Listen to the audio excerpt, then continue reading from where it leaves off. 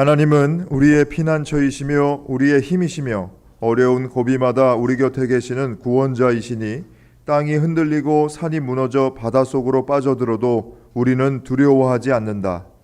물이 소리를 내면서 거품을 내뿜고 산들이 노하여서 뒤흔들려도 우리는 두려워하지 않는다. 아멘.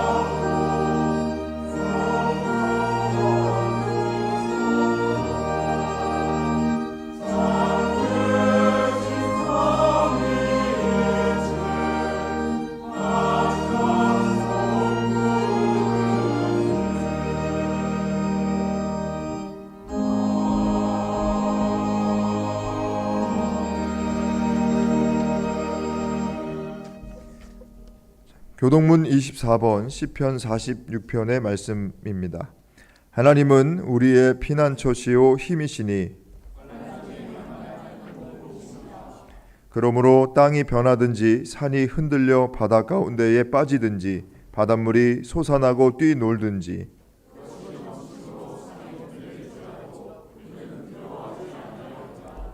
한 시내가 있어 나뉘어 흘러 하나님의 성 곧 지존하신 이의 성소를 기쁘게 하도다.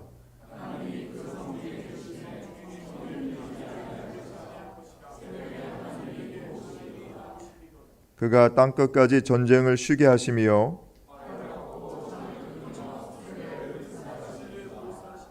이르시기를 너희는 가만히 있어 내가 하나님 됨을 알지어다.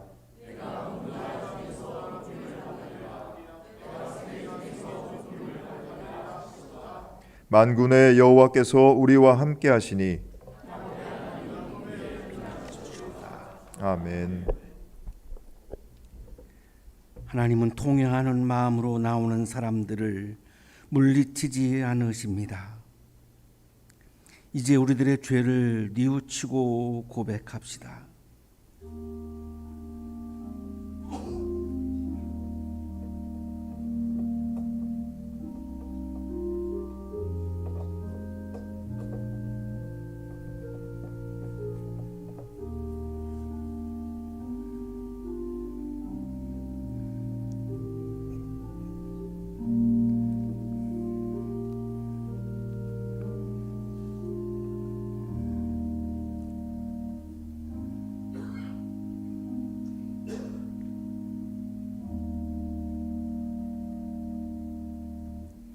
우리가 우리 죄를 자백하면 하나님은 신실하시고 의로우신 분이셔서 우리 죄를 용서하시고 모든 불의에서 우리를 깨끗하게 해 주실 것입니다.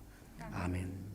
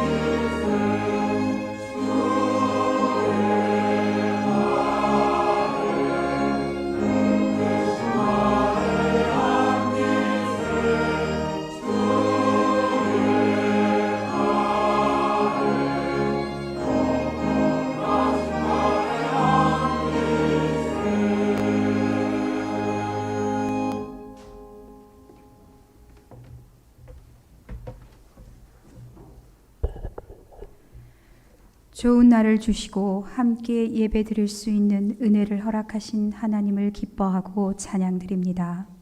주님께 예배 드리는 이 시간이 하나님께는 큰 영광이 되고 저희에게는 회복의 시간이 되게 해 주십시오.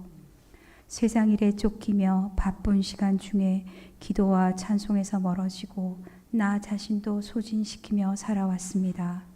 우리에게 남은 피로와 공허, 불안, 화를 주님 앞에 내려놓고 회개하오니 죄로부터 돌이켜 주님께로 돌아와 안식하게 해 주십시오. 주님, 간구하는 기도를 들어주십시오. 지난 화요일 바자회가 은혜 가운데 잘 마치게 하시니 감사합니다. 선한 목적으로 시작했으니 바자회를 통해 모인 사랑이 하나님께서 허락하신 곳에 선하게 쓰여지게 해 주십시오. 또한 수고한 모든 손길에게 축복을 내려주시기를 기도드립니다.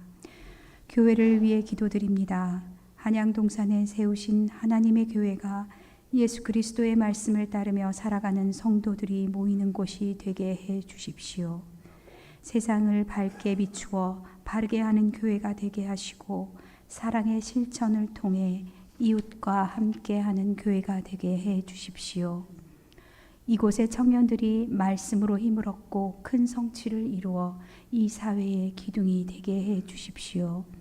또한 세상의 하나님의 교회가 자신만의 유익과 세상을 따르지 않고 오직 주 예수 그리스도만 따르는 교회가 되게 해 주십시오. 최근 우리와 함께 있다가 하나님의 품으로 돌아간 교우들이 주님의 품 안에서 영원한 안식을 누릴 수 있게 하시고 남은 가족들도 주님의 따뜻한 위로를 받게 하시며 믿음 안에서 더욱 강건해질 수 있게 지켜주시기를 간구합니다. 우리 가운데 몸이 아픈 이들에게는 병에서 회복하는 축복을 주시고 그들의 삶을 생기로 채워 주시기를 기도드립니다. 각자의 자리에서 연구와 사업 경영으로 최선을 다하는 모든 성도들에게 성취의 기쁨도 허락하여 주십시오.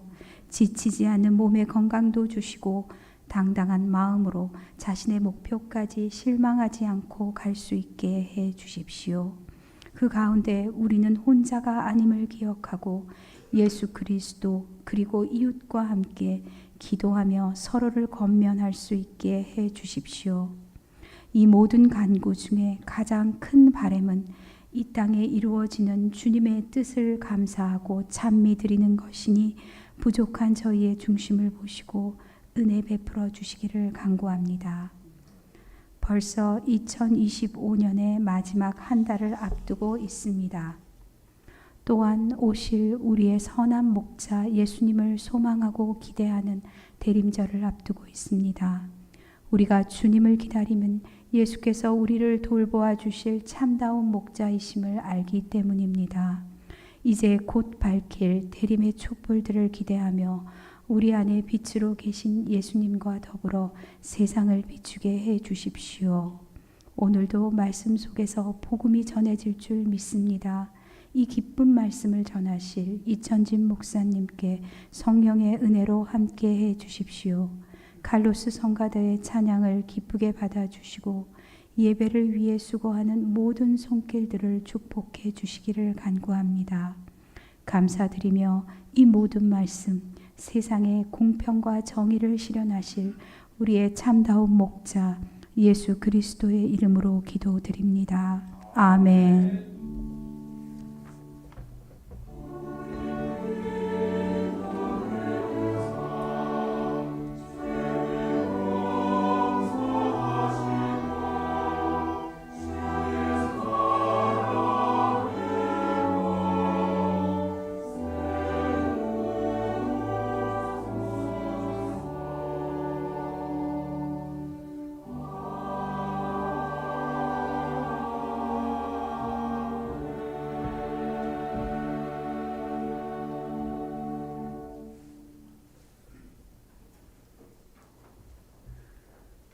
오늘의 말씀은 예레미야 23장 1절부터 6절까지 말씀입니다.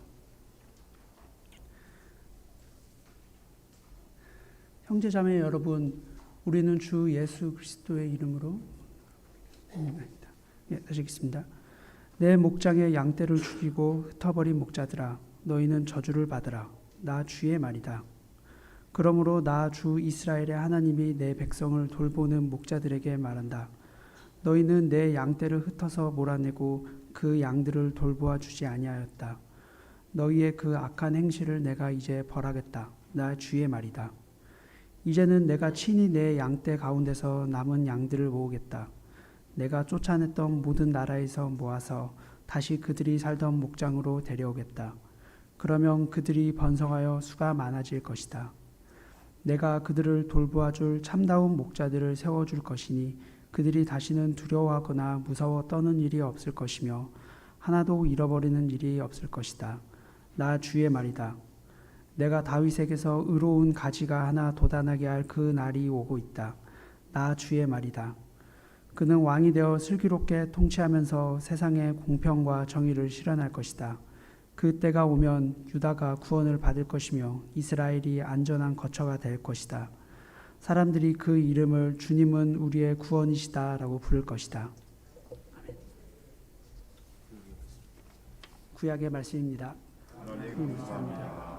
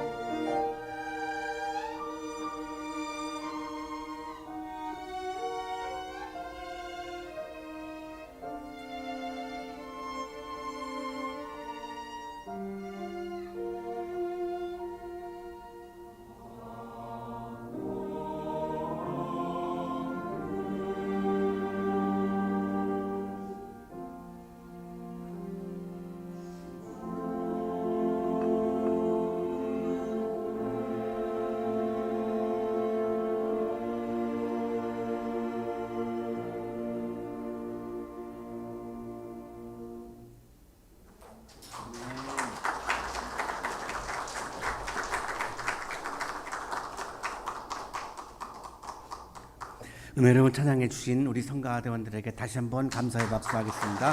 고맙습니다. 옆에 계시는 분과 사랑의 인사 나누시겠습니다. 사랑합니다.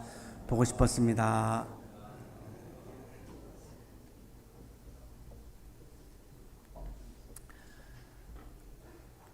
프랑스 철학자 레비나스는 전체성과 무한이라고 하는 저서에서 타인은 우리에게 책임을 요구한다 이렇게 강조합니다. 나의 자유 이전에, 나의 선택 이전에 타인은 자신의 얼굴을 통해서 우리에게 책임을 지라고 요구한다는 것입니다. 이거는 나의 자유의 문제도 아니고 선택의 문제가 아니라는 것을 강조합니다. 타인이라고 하는 존재 자체가 나에게 책임을 요구하는 존재다. 서로가 서로를 책임지고 살아가는 존재가 인간 존재다 이렇게 말하는 겁니다. 레비나스가 말하는 이 책임은 내가 선택할 수 있는 자유가 없습니다. 윤리적 명령이라고 강조합니다. 내가 인간으로 태어나서 살고 있다면, 이 세상에서 내가 공동체 안에서 내가 살고 있다면 내 옆에 있는 타자는 당연히 나에게 책임을 요구할 권리가 있다는 것입니다. 나는 옆에 있는 이웃에게 책임을 질 의무가 있다는 것입니다. 이것이 인간의 실존의 본질이다라고 강조합니다.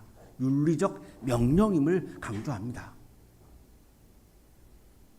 레비나스가 강조하는 이것을 우리가 실천하지 못하게 하는 것이 이기심입니다.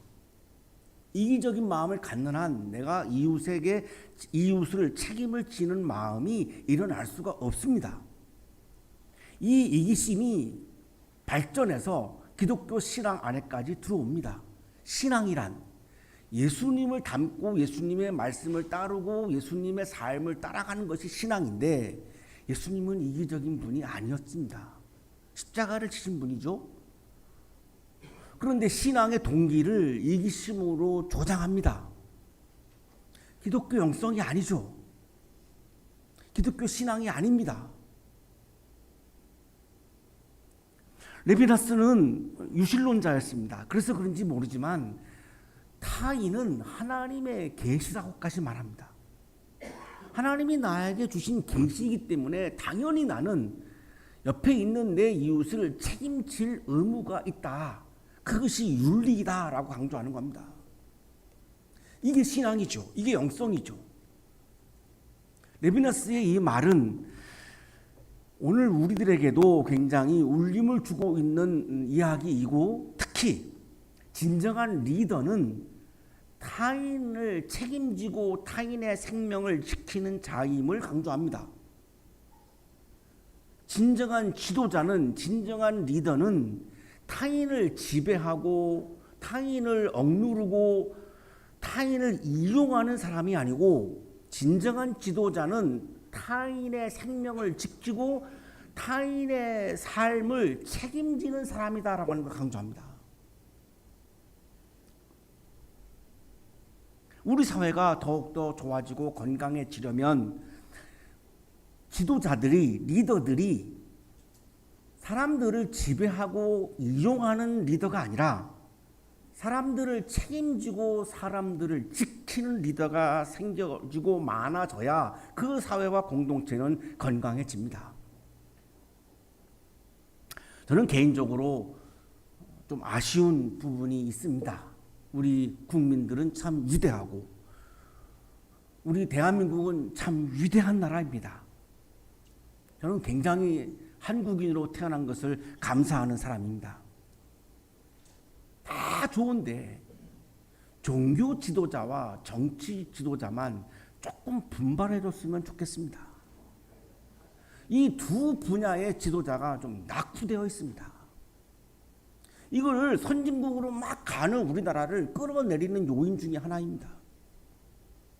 저를 포함한 종교 지도자들의 분발, 정치 지도자들의 분발 조금만 해주면, 조금만 선진화하면 참 좋은 나라로 더 뻗어갈 것 같은 생각이 막 듭니다. 레비나스의 이 말은 오늘날 우리들에게 주시는 말이고 또한 울림이기도 합니다. 에레미야 시대의 지도자들은 바로 이 책임을 잃어버렸습니다. 백성들을 돌보지 않았습니다. 백성들을 모은 것이 아니라 단합하게 하는 것이 아니라 분열하고 흩어지게 했습니다. 억압했습니다. 이용했습니다. 그 결과 공동체는 방향을 잃었고 이 유대인들의 가장 중요한 정체성인 신앙마저 잃었습니다. 그래서 예루살렘 성전의 무너짐이 바로 목전까지 와 있는 겁니다. 유대인들 백성들이 뭘 잘못했을까요? 지도자들의 문제였습니다. 왜 지도자들은 백성들을 돌보지 않았을까요? 자신의 욕심에 급급했던 겁니다. 나의 욕심을 채우기 위해서 급급했고 백성들은 눈에 보이지 않는 거죠. 오로지 나의 이익만 중요한 거죠. 이러한 상황에서 하나님께서는 유대인들에게, 히브리인들에게 참된 목자를 약속하십니다. 오늘 아침 우리들의 질문은 우리의 목자는 누구인가?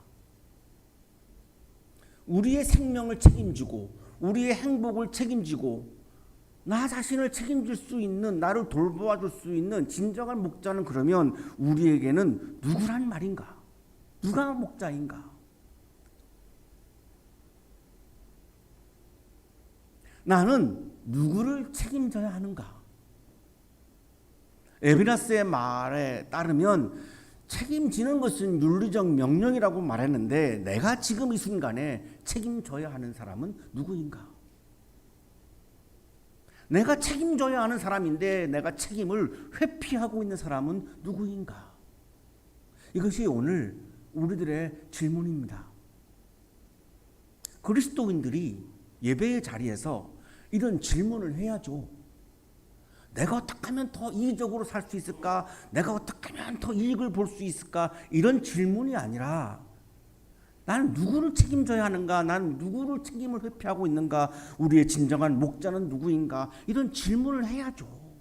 그게 예배의 자리에 와 있는 우리 그리스도인들의 참 모습이죠.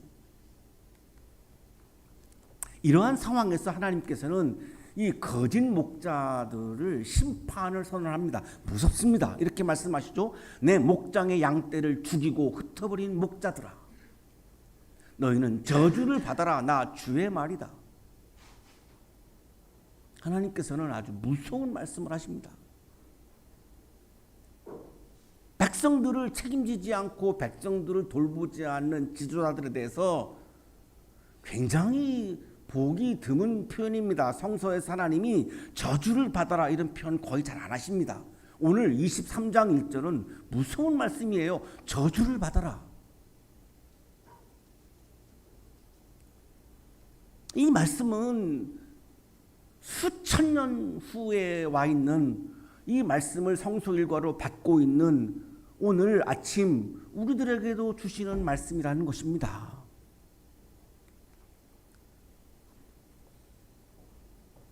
지도자에게는, 리더에게는 좋은 것만 있는 것이 아니라 이런 책임이 따른다는 겁니다.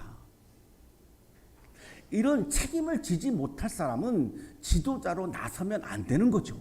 안 하면 됩니다. 지도자로 내가 나섰다면 이런 책임을 감당할 결단을 해야 하는 거죠. 목자는 히브리어로 로이라고 하는 말인데 23장 1절에서 지금 하나님이 질타하고 있는 이 목자는 당시에 왕, 제사장, 예언자, 결국은 정치 지도자, 종교 지도자입니다. 우리 공동체를 아름답고 건강하게 하는데 가장 중요한 지도자입니다. 똑같습니다. 지금도. 이러한 왕, 제사장, 예언자들이 너무나 백성들을 책임지기는커녕 백성들을 이용만 하고 있었기 때문에 지금 이렇게 강하게 심판을 말씀하는 거죠. 흩어버렸다는 거죠. 목자들이 백성들을 모으지 않고 부절시키고 흩어버렸다는 거죠. 선거에서 이기기 위해서 사람들을 갈라치기 하죠. 내 편을 더 공고히 하기 위해서 우리 국민들을 갈라치게 하죠. 이 말입니다. 흩어버리다, 우음에 피침. 이 단순하게 무관심했다는 말이 아니라 백성들의 공동체를 파괴했다는 말입니다. 그러고 나니까 백성들은 삶의 터전을 잃죠. 경제적으로 불안한 거죠. 포로로 이제 조금 있으면 예루살렘 성전이 무너지고 하나님의 법궤가 모시고 있는 예루살렘 성전이 무너지고 이제 바벨로니아 포로로 끌려갑니다. 생명과 안전이 위협을 받게 됩니다. 이제 성전이 무너져서 예배할 곳도 없어집니다. 신앙과 민족의 정체성에 혼란을 가져오게 됩니다. 이런 가운데서 백성들은 비명을 지르고 있습니다. 그 비명에도 아랑곳하지 않고 지도자들은, 왕과 제사장과 예언자들은 여전히 자신의 이익만 추구하고 자신의 욕심만 추구하고 백성들을 돌볼 마음이 없습니다. 하나님이 얼마나 화가 나셨으면 예루살렘 성전이 무너진 것을 그냥 방치하셨을까요? 무너져야 한다고 본 겁니다. 다 무너지고 다시 새롭게 시작하라는 거죠. 고칠 수가 없다는 겁니다. 무너져야 한다는 겁니다. 그리고 나서 하나님께서는 거짓 목자들의 죄를 두 가지로 딱 지적합니다. 요약합니다. 책임을 회피한 것, 백성들을 돌보는 이 책임을 회피한 것, 백성들을 돌보지 않은 것, 이것이 지도자들의 죄다라고 말씀을 하죠. 돌보다 파카드라고 하는 말은 보살핌을 강조하는 단어입니다. 보살피는 것이 목자의 근본 역할이죠. 보살피기 위해서 목자가 세워진 거죠. 양들을 보살피기 위해서 목자가 존재하는 거죠. 리더가 존재하는 것은, 지도자가 존재하는 것은 백성들을 보살피기 위해서 존재하는 겁니다. 백성들을 팔로워들을 보살필 마음이 없으면 지도자 하면 안 되는 거죠. 지도자의 본질은 보살핌입니다. 이거를 책임을 방기하면 그 공동체는 위기에 빠질 수밖에 없습니다. 이 말씀은 고대 이스라엘 예레미야 예언자 시대의 말씀뿐만이 아니라 오늘을 살고 있는 우리 공동체와 오늘날의 지도자에게도 묵직한 질문을 던지고 있습니다. 너는 누구를 지키고 있는가? 당신이 지도자라면, 당신이 리더라면 당신은 누구를 지금 지키고 있는가? 당신에게 맡겨져 있는 사람들을 당신은 지금 최선을 다해서 책임을 지고 있는가?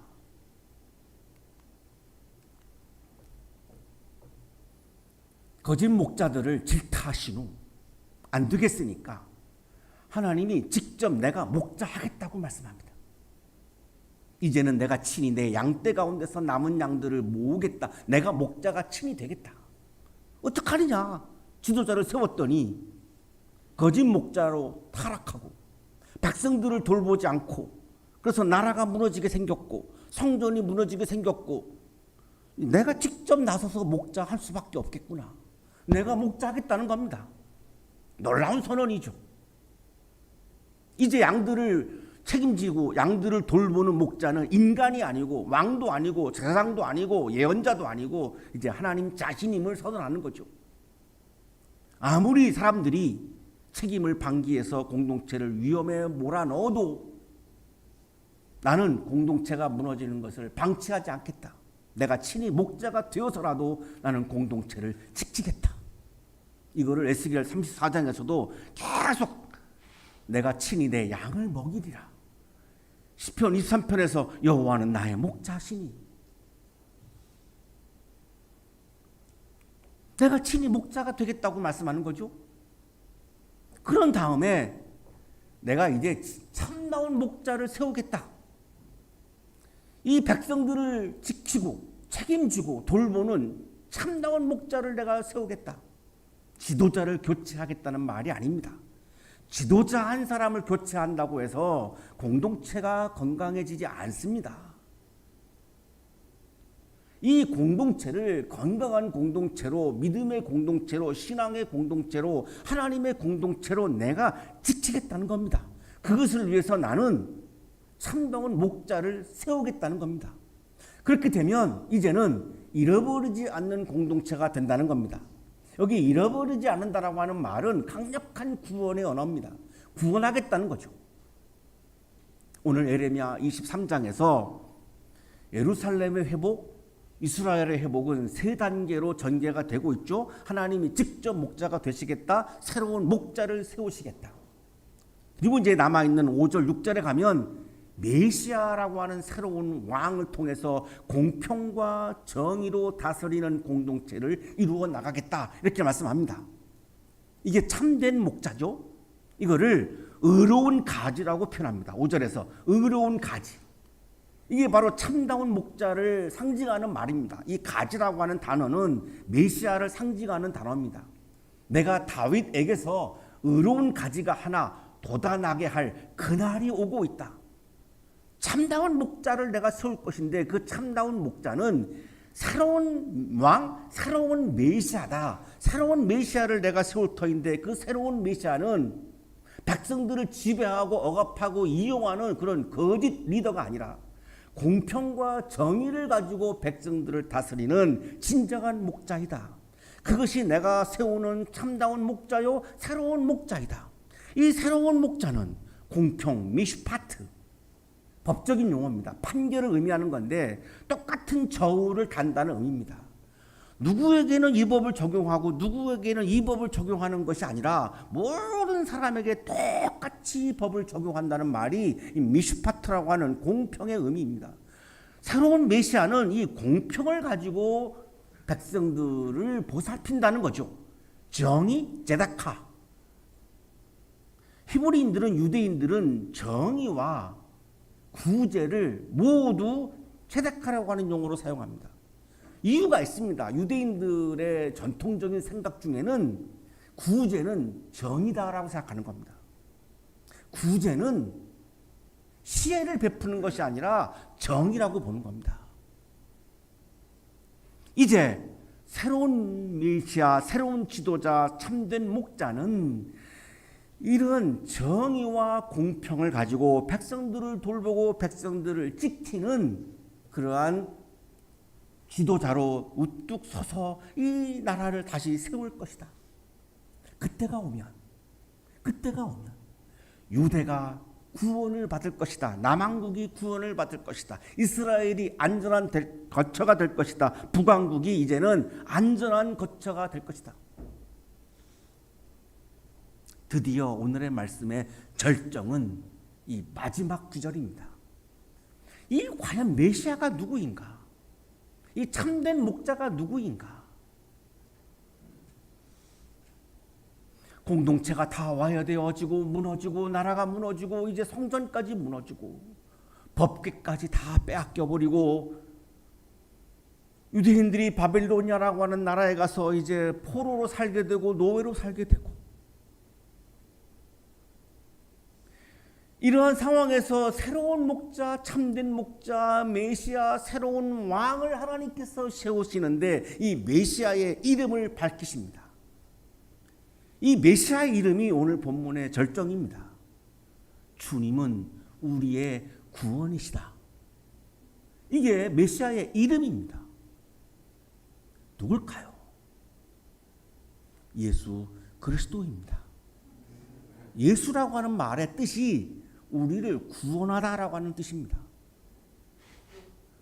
주님은 우리의 구원이시다. 아도나이 치데케누.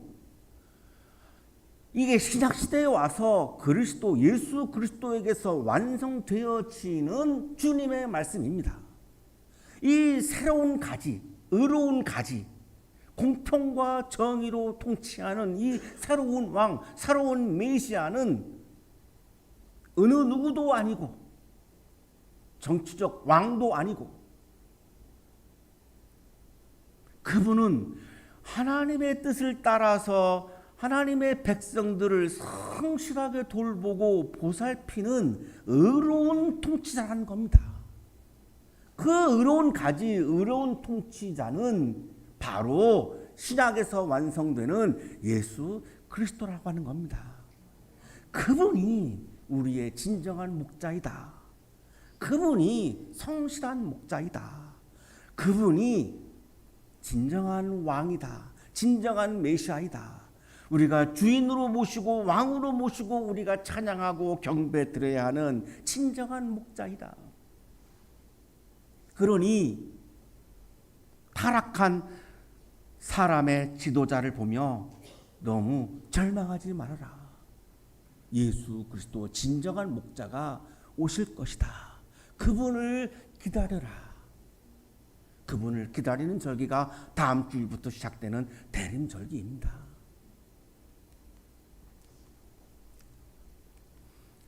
바로 이러한 예수 그리스도에 빠져서 예수 그리스도를 붙잡고 예수 그리스도처럼 백성들을 이용하고 지배하는 지도자가 아니라 백성들을 지키고 책임지고 살리는, 그래서 십자가의 죽음까지도 마다하지 않은 바로 그 예수님처럼 삶을 실천한 사람이 있습니다. 한스 폰 도은안이라고 하는 사람입니다. 이분은 그 유명한 신학자 보네퍼의 친구입니다. 보네퍼의 바로 위에 누나하고 결혼을 합니다. 그러니까 친구인데 매부가 된 거죠. 보네퍼의 실천적 신앙에 굉장히 영향을 끼친 사람입니다.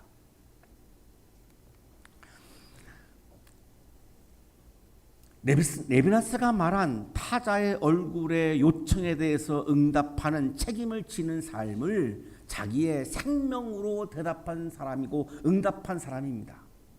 수백 명의 유대인을 구출하는 데에 결정적으로 기여한 사람입니다. 유대인 학살 정보를 비밀리에 다 기록을 했고 수백 명의 유대인들을 구출하는 데 결정적인 기여를 했습니다. 그는 이런 글을 남겼습니다. 악에 저항하지 않는 것은 악에 동조하는 것이다. 침묵도 하나의 행동이다. 그의 용기, 그의 희생, 그의 진정한 성실한 목자로서의 삶은 보네퍼의 신학에 엄청난 영향을 끼쳤고 많은 생명을 살려내는 예수님과 같은 삶을 살았습니다. 1945년 히틀러 암살의 정신적 지도자로 기소가 되어서 친위대에 의해서 처형을 당합니다. 하지만 그는 참된 목자의 삶을, 책임의 삶을 우리들에게 모범을 보여주었습니다. 누가 양을 지키는가라고 하는 에레미야의 질문 대해서 누가 목자인가라고 하는 이 레비나스의 질문에 대해서 자신의 생명으로 응답한 사람입니다. 보네퍼는 율리학이라고 하는 저서에서 그리스도인은 누구인가? 타인과 세상을 책임지는 사람이라고 강조합니다. 책임은 오직 타인을 위해 자기 삶을 온전히 희생하면서 이루어진다. 내가 그리스도인이 되어서 그리스도인으로 살아가고 있다라고 하는 말은 내 옆에 있는 사람을 책임지겠다라고 결단한 사람입니다. 지난 화요일에 있었던 바자회의 의미가 뭐죠? 약한 사람들을 책임지려고 했던 우리들의 노력이고 몸부림입니다. 그런 것처럼 지금 내 옆에 있는 분의 얼굴을 한번 바라보시고, 아무도 안 보십니다. 옆에 있는 분 한번 얼굴을 보시고, 분노가 솟아오르면 내 영성이 지금 피폐되어져 있는 거고, 아, 내가 책임을 져야 되는 분이구나 라고 하는 마음이 강하시면 영성이 충만한 사람입니다. 내 영성을 그렇게 점검하셔야 합니다. 헌금의 액수로 내 영성을 체크하는 것이 아니라 내 옆에 있는 분의 얼굴을 보았을 때 나랑 관계가 없는 사람, 이런 느낌이 온다면 내가 아직 영성이 굉장히 피폐져 있는 겁니다. 바자회에 안 오신 분들도 영성을 좀 체크해야 될 좀 필요가 있다고 생각하지만 그건 좀 너무한 것 같고, 옆에 있는 분의 얼굴을 볼 때에 내가 책임져 줘야 되는 사람, 내가 돌봐줘야 되는 사람, 내가 지켜줘야 되는 사람, 이라고 하는 마음이 생긴다면 그분은 영성이 충만한 분입니다. 이것이 에레미야가 오늘 강조하고 있는 성실한 목자의 길입니다. 에레미야가 오늘 말씀하고 있는 참된 목자는 셋입니다. 하나님 자신, 우리의 진정한 메시아인 예수 그리스도, 또 하나 있습니다. 그 예수를 따르겠다고 결단한 바로 그리스도인인 우리들입니다. 하나님과 예수님께서는 하나님을 주인 삼고 예수를 따르겠다고 결단한 그리스도인인 우리를 통해서 이 땅에 힘들게 힘겹게 살아가고 있는 사람들을 책임지게 하십니다.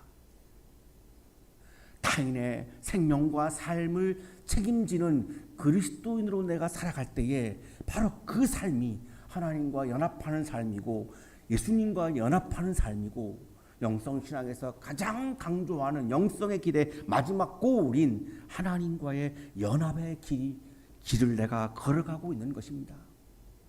우리는 하나님께서 계시하신 타인을 돌보고 책임지고 지키고 희생하는 사람으로 부름받은 사람입니다. 이것이 우리에게 자랑스러운 것이고 우리에게 영광스러운 것입니다.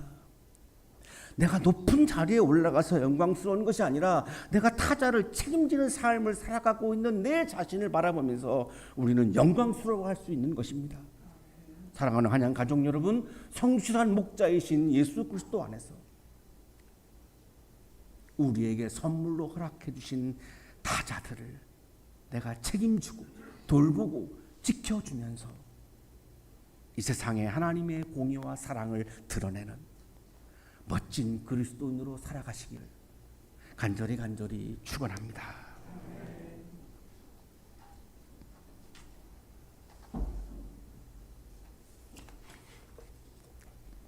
공의와 사랑의 하나님, 타자를 향한 책임을 잊어버린 우리의 모습을 용서하옵소서. 참된 목자이신 주님께서 흩어진 양을 모으시듯 상한 마음을 싸매시듯 우리도 주님의 신실하심을 닮아 맡겨진 이웃들을, 사람들을 지키고 책임지고 돌보며 당신의 의를 이 땅에 드러내는 성실한 목자의 삶을 살게 하옵소서. 예수 그리스도의 이름으로 기도하옵나이다.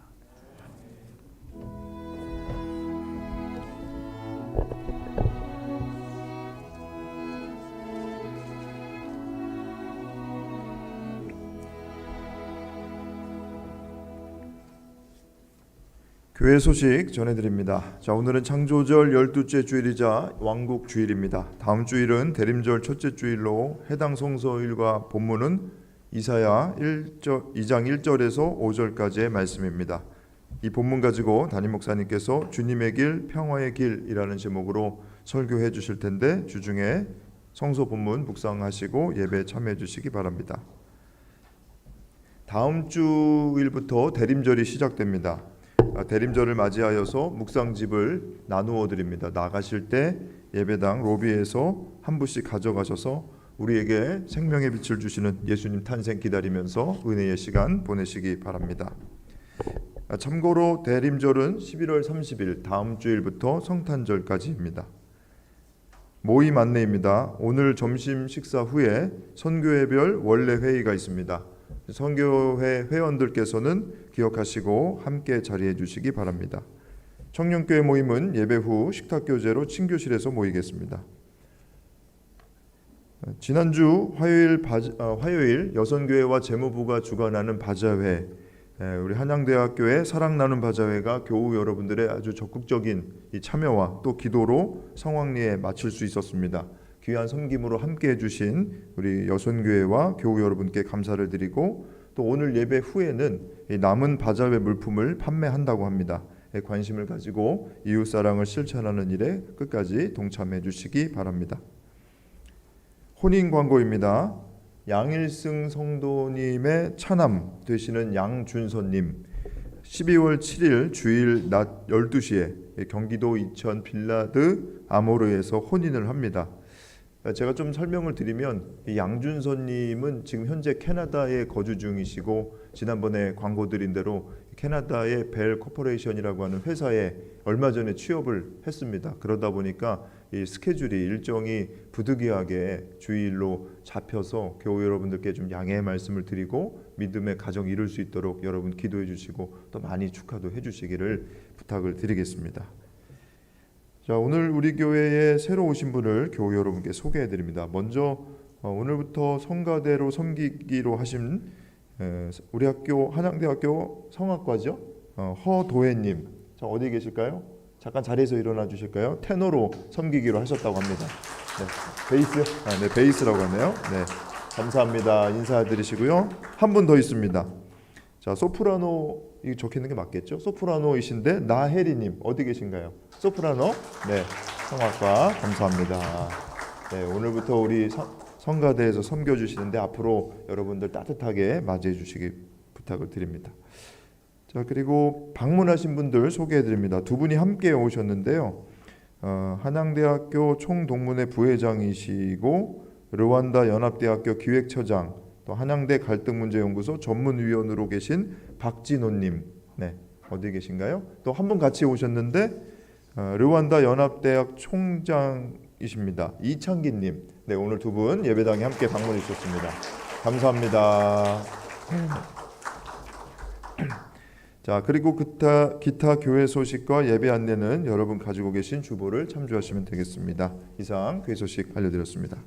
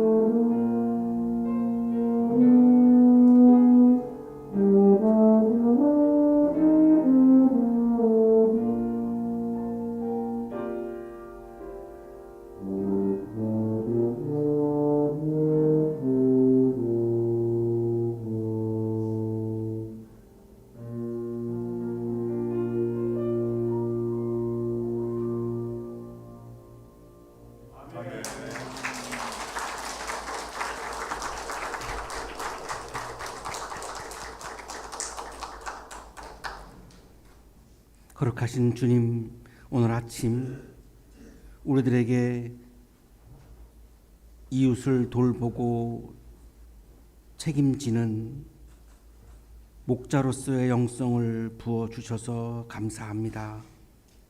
감사의 마음을 찬양과 예물에 담아 올려드리오니 기쁘게 받아주시고 예물과 찬양을 드리는 손길 위에 크신 은혜를 부어주옵소서. 예수 그리스도의 이름으로 기도하옵나이다. 아멘.